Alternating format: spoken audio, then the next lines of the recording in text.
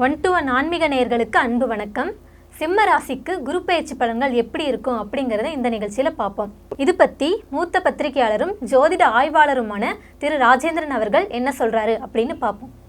வணக்கம் சார். வணக்கம்மா. சிம்ம ராசிக்கு 12ஆம் இடத்துக்கு குரு வருது. இது என்னென்ன மாதிரியான பலன்களை கொடுக்கும்? பொதுவாக 6, 8, 12க்கு வர்றது நல்ல பலனை கொடுக்காது அப்படிங்கிற ஒரு விஷயத்தை நம்ம சொல்லுவோம். இது முதல்ல எடுத்துக்கணும். அடுத்தது 12ஆம் இடம் அப்படிங்கிறது அயன சயன சுகஸ்தானம் அப்படின்னு சொல்லுவாங்க. அது என்ன அயனம் அப்படிங்கிறது மூவ் பண்ணுறது, அதை பயணத்தை தான் அயனங்கிறோம். சயனம்ங்கிறது படுக்கை, சுகம்ங்கிறது 3 வேளையும் வேலை தவறாமல் சாப்பிட்றதுக்கான வாய்ப்பு கிடைக்கிது. 3த்தையும் சொல்கிற இடம் தான் அயன சயன சுகஸ்தானம் அப்படிங்கிறது. அப்போ அந்த இடத்துக்கு குரு வருது.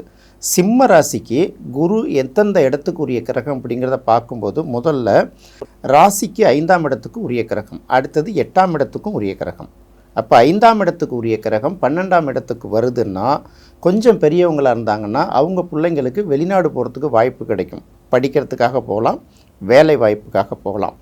5ஆம் அதிபதி 12ஆம் இடத்துக்கு வரும்போது வேறு என்ன மாதிரியான பலனை கொடுக்கும் அப்படின்னு பார்த்தீங்கன்னா, நிறைய பேர் பார்த்திங்கன்னா இப்போ ஜோதிடம் கற்றுக்குறாங்கல்ல, 12ஆம் அதிபதி 5ஆம் இடத்துக்கு வந்தாலும் 5ஆம் அதிபதி 12ஆம் இடத்துக்கு வந்தால் கூட மறைமுகமான விஷயங்களை தேடி கொண்டு வர்றது. ஜோதிடம் மாதிரி இன்னும் பல விஷயங்கள் கூட அவங்கவுங்களுக்கு பிடித்த சப்ஜெக்டை தெரிஞ்சுக்கலாம். இப்போ 5 12ஆம் இடத்துக்கு வருதுன்னா ஒரு வகையில் நல்லது. சில பேருக்கு ஞாபக மறதி கொஞ்சம் அதிகரிக்கும். ஏன்னா 5ஆம் இடம்ங்கிறது நினைவு திறனை சொல்கிறது, 12ங்கிறது விரயத்தை சொல்கிறது. சில பேருக்கு திடீர்னு முக்கியமான விஷயங்கள் மறந்து போயிடும். நேராக கிளம்பி கடைக்கு வந்துடுவாங்க, எங்கே வந்திருக்கோம் ஏன் வந்திருக்கோம் நாங்கள் தெரியாது. அப்புறம் யோசித்து வீட்டுக்கு போயிட்டு ஐயோ நம்ம இதை வாங்க வந்தோம்ல மறந்துட்டு போயிட்டோம்பாங்கள்ல, ரொம்ப வயசானவங்களுக்கு. சில பேர் திடீர்னு வந்த பிறகு ஏன் வந்தோன்னே தெரியாமல் யோசிக்கிறாங்களே, இந்த மாதிரி சின்ன சின்ன ஞாபக மறதிகள் வரும். அதுக்கு அடுத்தது சிம்ம ராசிக்கு 8ஆம் அதிபதி குரு. இப்போ 8ஆம் அதிபதி 12ஆம் இடத்துக்கு வருதுன்னா ஒரு மறைவிடத்துக்குரிய கிரகம் இன்னொரு மறைவிடத்துக்கு வருது அப்படின்னு பார்க்கும்போது கண்டிப்பாக அது ஒரு விபரீத ராஜயோகம் தான். இப்போ இவங்கவுங்க இந்தந்த இடத்துக்கு வருவாங்க, இந்தந்த இடத்துக்கு நமக்கு கிடைச்சிரும் அப்படின்னு நினைக்கிறோம்ல, அதெல்லாம் கிடைக்காது.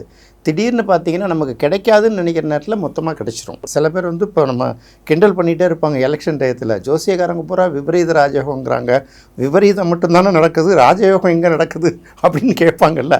அந்த மாதிரி விபரீதமாக நடக்கிறதுனா எதிர்பாராத வகையில் திடீர்னு நடக்கும். இது ரெகுலராக நடக்கும்னு நினச்சி தப்பு கணக்கு போடுறாங்கல்ல, அவங்க தோத்துடுவாங்க. மேலோட்டமாக பார்க்கும்பொழுது 5ஆம் அதிபதி 12ஆம் இடத்துக்கு வர்றது ஒரு வகையில் சிறப்பு, 8ஆம் அதிபதி 12ஆம் இடத்துக்கு வருவது இன்னொரு வகையில் சிறப்பு. கடைசியாக பார்க்கும்போது 12ஆம் இடத்துல ஒரு சுபக்கிரகம் இருக்கிறது ரொம்ப சிறப்பு. இப்படி எல்லாத்தையும் சேர்த்து தான் பார்த்து நம்ம பலனை சொல்லணும்.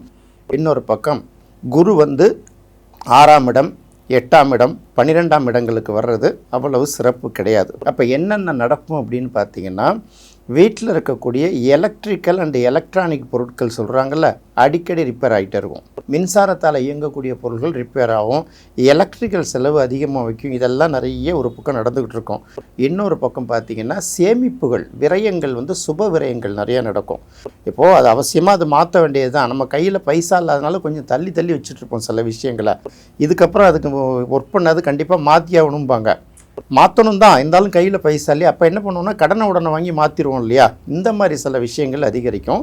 கடன் வாங்குறத கூடுமான வரைக்கும் ரொம்ப தவிர்க்கிறது நல்லது. கிரெடிட் கார்டு யாராவது கொடுத்தாங்கன்னா தயவு செய்து வாங்காதீங்க. கிரெடிட் கார்டுங்கிறதே நம்ம தலையில் கட்டு நிரந்தர கடன்காரனாக்குறது. கம்பல் பண்ணி கிரெடிட் கார்டை கொடுத்துட்டு போயிடுவாங்க. இது 12ஆம் இடத்துக்கு வருதில்ல, நிறைய கடனை உருவாக்கி வச்சிரும். அடுத்தது ஜென்மத்துக்கு வரும்ல, இந்த நெருக்கடியெல்லாம் சேர்த்து அப்போ கடன் கட்ட முடியாத ஒரு நெருக்கடியை கொடுத்துரும். அதனால் தயவு செய்து கடன் வாங்குறதை அவாய்ட் பண்ணணும். கடன் வாங்குறதுக்கு இந்த மாதிரி கிரெடிட் கார்டு யாராவது கொடுத்தாலும் கெஞ்சி கொண்டாந்து கொடுப்பாங்க, வாங்கவே கூடாது. அது சிக்கலை உருவாக்கிடும். இதில் ரொம்ப கவனமாக இருக்கணும். இதுதான் சிம்ம ராசிக்கு 12ஆம் இடத்துக்கு வரக்கூடிய குரு கொடுக்க போகிற பலன். இதை முன்னாடியே தெரிஞ்சுக்கிட்டோம்னா அதுக்கு தகுந்த மாதிரி நாம் பிளான் பண்ணிக்கலாம். 12ஆம் இடத்துக்கு வரக்கூடிய குரு என்னென்ன பலன்களை கொடுக்கும் அப்படின்னு சொல்லிட்டீங்க. இப்போது குரு பார்வை சிம்ம ராசிக்கு என்னென்ன பலன்களை தரும் அப்படின்னு சொல்லுங்கள். குரு 12ஆம் இடத்துக்கு வருது. அப்போ அங்கே இருக்கிற குரு எந்தெந்த இடத்த பார்வை செய்யும் அப்படின்னு பார்க்கும்போது ராசிக்கு 4ஆம் இடம் விருச்சிகத்தை பார்வை செய்யுது. அப்போ 4ஆம் இடத்தை பார்வை செய்யுதுனாலே 4ஆம் இடம் என்னென்னத்தை சொல்லுது அப்படின்னு பார்க்கணும். 4ஆம் இடம் முதல் விஷயமாக வீடு, மனை, வாகனம், தாயார், கல்வி அப்படின்னு சொல்லிடுவாங்க. அப்போ இதெல்லாம் அமைவதற்கு ஒரு வாய்ப்பு இருக்கு இல்லையா, கண்டிப்பாக அமையும். ஏற்கனவே இடத்த வாங்கி வச்சுருப்பாங்க, வீடு கட்டாமல் வச்சுருப்பாங்க. லோன் வந்து என்ன பண்ணியிருப்பாங்க, அப்ளை பண்ணியிருப்பாங்க. ஓகே, அது ப்ராசஸ் ஆகாமல் பெண்டிங் ஆகிட்டுருக்கும், அது கிளியர் ஆகும். அதே மாதிரி பார்த்திங்கன்னா 4ஆம் இடம்ங்கிறது வாகனங்களை குறிக்கிறது. கார் வாங்கிறது, 2 வீலர் வாங்கிறது, இன்னும் வந்து விவசாய நிலங்களுக்கான கருவிகள்லாம் வாங்குறாங்கல்ல, அது நிறைய பேருக்கு பார்த்திங்கன்னா போர்வெல் போடுறதுக்கான ஒரு வாய்ப்பு உருவாகும். 4ஆம் இடம் அப்படிங்கிறது வந்து விருச்சிகம். விருச்சிகம் நம்ம ஏற்கனவே சொல்லியிருக்கோம், அது ஒரு நீர் ராசி. விருச்சிகத்துக்கு கிணறுங்கிறத ஒரு பேர் உண்டு. அப்போ நிறைய பேர் பார்த்திங்கன்னா புதுசாக போர்வெல் போடுவாங்க, மோட்டார் புதுசாக வாங்கி இந்த வாட்டர் கனெக்ஷன் கொடுப்பாங்க. கிணறு தோன்றதுங்கிறதெல்லாம் இப்போ கொஞ்சம் குறைஞ்சிருக்கு இல்லையா? அப்போ போர்வெல் போடுறதோ, சில இடங்களில் கிணறுகள் கூட விவசாய நிலங்களுக்கு கிணறுகள் தோண்டுவாங்க. இந்த டிராக்டர்லாம் வாங்குறாங்க பார்த்தீங்களா, இதெல்லாம் வாங்குவாங்க. நிறைய பேருக்கு வந்து பார்த்தீங்கன்னா ஃபார்ம் ஹவுஸ் வாங்கணுங்கிற ஒரு ஆசை வந்து அதிகமாக இருக்கும். அது இந்த காலகட்டத்தில் நிறைவேறும். அடுத்தது பார்க்கும்போது ராசிக்கு 6ஆம் இடத்தையும் குரு பார்க்குது, மகரத்தை பார்க்குது இல்லையா? அப்படி பார்க்கும்போது 6ஆம் இடம் அப்படிங்கிறத எடுக்கணும். நிறைய பேருக்கு பார்த்திங்கன்னா 6ஆம் இடத்தை பார்க்குறதுனால 6ஆம் இடத்தை வேலை வாய்ப்பையாக நம்ம எடுத்துக்கணும். வேலைக்கு போகிறாங்க இல்லையா? நிறைய பேர் வேலை இல்லாமல் இருந்தால் அவர்களுக்கு ஒரு வாய்ப்பு கிடைக்கும். தேடணும். அதுக்குன்னு வந்து வீட்டில் வாங்க, உங்களை விட்டால் எனக்கு ஆளே இல்லை, நான் அப்பாயின்மெண்ட் அடித்து தரேன், வந்துருங்க அப்படின்னு கம்பல் பண்ண மாட்டான். நம்ம தான் தேடணும். அப்போ அந்த மாதிரி ஆட்களுக்கு வாய்ப்பு கிடைக்கும். அடுத்தது கிடைக்கிற வேலையை பயன்படுத்திக்கிறதுக்கு ஒரு முயற்சி பண்ணணும். நமக்கு வந்து நிறைய தகுதி இருக்கும், அது வேறு விஷயம். அதுக்கான வேலை வர்ற வரைக்கும் வெயிட் பண்ணக்கூடாது. ஏன்னா ஏற்கனவே பார்த்திங்கன்னா ஜென்மத்தில் கேது என்ன பாடுபடுத்திகிட்டு இருக்கோம். அப்புறம் வந்து என்ன வாய்ப்பு கிடைச்சாலும் அதை பயன்படுத்திக்கணும். ரொம்ப ரிஸ்க்கான வேலைகளை எடுத்து பெரிய டீலர்ஷிப் எடுத்தோன்னா நமக்கு பெரிய பணம் கிடைக்கும், இப்படிலாம் ஒரு பக்கத்துக்கு முன்னாடி அதுக்கு நிறைய இன்வெஸ்ட்மெண்ட் இல்லாத விஷயங்களுக்கு வேலைக்கு போகணுன்னு நினைக்கிறாங்கல்ல, அவர்களுக்கு அந்த வாய்ப்பு உருவாக்கி கிடைக்கும். சம்பளம் கூட இருந்தாலும் குறைவாக இருந்தாலும் வேலைக்கு போகணும், முதல்ல போய் அங்கே ஜாயின் பண்ணணுங்கிற எண்ணத்தை மட்டும் வளர்க்குறவங்களுக்கு அது உபயோகமாக இருக்கும். நிறைய தொழில் பண்ணுறவங்க, சொந்தமாக தொழில் பண்ணுறவங்களுக்கு பார்த்திங்கன்னா அவங்களுக்கு சரியான பணியாட்கள் கிடைக்காத சூழல்கள் சில இடங்களில் இருக்கும். அவர்களுக்கு நல்ல மாதிரி ஆட்கள் அமைவாங்க. அடுத்தது 6ஆம் இடத்தை வந்து குரு பார்க்குறதுனால தொழில் பண்ணுறவங்களுக்கு வந்து பார்த்திங்கன்னா லோன் நிறைய கிடைக்கும். இந்த பேர் அதை வந்து வாங்கி முறையாக பயன்படுத்திக்கணும். அதே போல் பெட் அனிமல்ஸ் வளர்க்குறது, அந்த மாதிரி சம்மந்தப்பட்ட தொழில் செய்கிறாங்கல்ல, அவர்களுக்கு வந்து இது ஒரு நல்ல காலமாக இருக்கும். இது வந்து சிம்மராசிக்கு 6ஆம் இடத்தை குரு பார்க்கறதுனால விளையக்கூடிய ஒரு நல்ல நன்மை அப்படின்னு எடுத்துக்கலாம். அதுக்கு அடுத்தது குருவோட பார்வை ராசிக்கு 8ஆம் இடத்துக்கு கிடைக்கிது. 8ஆம் இடத்துல ஏற்கனவே பார்த்திங்கன்னா சனி இருக்குது. அப்போ நம்ம சொல்லுவோம் இல்லையா, அஷ்டம சனி அப்படின்னு சொல்லுவோம்ல. ஓடி போனவனுக்கு 9ஆம் இடத்துல குரு, அகப்பட்டு கொண்டவனுக்கு அஷ்டமத்தில் சனின்னு தான் சொல்லுவோம். அப்போ அஷ்டம சனியாக இருந்தாலும் அஷ்டம குருவாக இருந்தாலும் தொட்டதெல்லாம் நட்டம் அப்படிங்கிற ஒரு விஷயம். இப்போ பார்த்தீங்கன்னா 6ஆம் இடத்துல இருக்கக்கூடிய சனி, 7ஆம் இடத்துல இருக்கக்கூடிய சனி, அடுத்தது இப்போ 8ஆம் இடத்திற்கு வந்திருக்கக்கூடிய சனி. கரெக்டாக பார்த்தீங்கன்னா 7.5 சனிக்கு ஈக்குவலாகவே சிம்மராசிக்காரர்கள் வந்து ரொம்ப கஷ்டப்பட்டுட்டு தான் இருப்பாங்க. அது ஒன்றுமே பண்ண முடியாது. இப்போ 12ஆம் இடத்துக்கு வந்தக்கூடிய அந்த குரு வந்து அந்த சனியை 9ஆம் பார்வையாக பார்க்கறதுனால அந்த நெருக்கடியிலேருந்து கொஞ்சம் வெளியில் வருவாங்க. இதுக்கு ஒரு நல்ல வாய்ப்பு இருக்குது. சனியை குரு பார்க்கறதுனால தொழில் ரீதியாக இருக்கக்கூடிய அந்த இடர்பாடுகள் எல்லாம் அவங்களுக்கு கொஞ்சம் கட்டாகி அது ஒரு நல்ல மாற்றத்தை உருவாக்கி கொடுக்கும். அப்போ சிம்மராசியை பொறுத்த வரைக்கும் கரெக்டாக பார்த்தீங்கன்னா தெரியலாம், 4, 6, 8. 4ஆம் இடம் பொதுவாக சுகஸ்தானம், 6 வந்து நம்ம என்ன சொல்லுவோம், கடன் சத்துரு ரோகம், 8ங்கிறது நம்ம கஷ்டம் அவமானம்லாம் சொல்லுவோம்ல. இப்போ இதெல்லாமே நல்ல பலன்களாக மாறும்போது அவங்க கொஞ்சம் கொஞ்சமாக அவங்களுடைய அந்த பழைய நெருக்கடிகள்லேருந்து கொஞ்சம் கொஞ்சமாக ரிலீஸ் பண்ண ஆரம்பிச்சிருவாங்க. வருவாய் வரத்தும் வந்து கொஞ்சம் கொஞ்சமாக வர தொடங்கிடும். ஒரு பக்கம் பார்த்திங்கன்னா கொஞ்சம் மைண்டு ஃப்ரீ ஆகும் 4ஆம் இடத்தை பார்க்கறதுனால.